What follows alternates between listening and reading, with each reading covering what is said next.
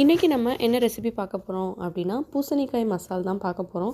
சட்டுன்னு அவசரமாக இருக்கிறப்போ எப்படி செய்கிறதுன்னு பார்க்கலாம். இன்றைக்கி நான் குக்கரில் 1 கப் பூசணிக்காய் சேர்த்துக்கிறேன். அது கூடவே நான் ஒரு மீடியம் சைஸ் வெங்காயம், சின்ன வெங்காயமும் சேர்த்துக்கலாம். நான் இன்றைக்கி பெரிய வெங்காயம் சேர்த்துக்கிறேன். அது கூடவே ஒரு மீடியம் சைஸ் தக்காளி, அதையும் நான் சாப் பண்ணி சேர்த்துக்கிறேன்.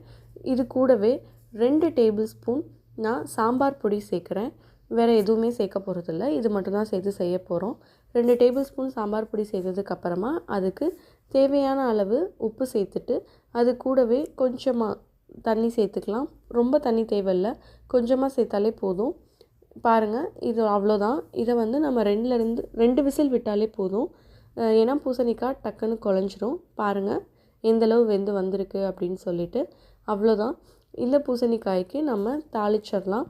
தாளிக்கிறதுக்கு ஒரு தாளிப்பு கரண்டியில் தேவையான அளவு எண்ணெய் ஊற்றிட்டு அது கூடவே கொஞ்சமாக கடுகு, உளுந்து, சீரகம், கருவேப்பிலை இது எல்லாமே அது கொஞ்சம் கொஞ்சமாக பொரிய நம்ம சேர்த்துட்டு இதை நம்ம அந்த பூசணிக்காய் மசாலில் சேர்த்துடலாம். இந்த பூசணிக்காய் மசால் உங்களுக்கு கொஞ்சம் காரமாகவும் கொஞ்சம் இனிப்பாகவும், ஏன்னா மஞ்சள் பூசணி நமக்கு இனிப்பு டேஸ்ட்டு தானே இல்லையா, நம்ம சாம்பார் பொடி சேர்த்துருக்கனால கொஞ்சம் காரமாகவும் ரொம்ப டிஃப்ரெண்ட்டாக 2 ஃப்ளேவருமே கலந்து இருக்கும்.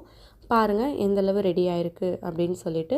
அவ்வளோதான். இதே மாதிரி நீங்களும் செஞ்சு பார்த்துட்டு பிடிச்சிருந்தால் மறக்காமல் லைக் பண்ணுங்கள், கமெண்ட் பண்ணுங்கள், சேனலை சப்ஸ்கிரைப் பண்ணுங்கள். தேங்க்யூ.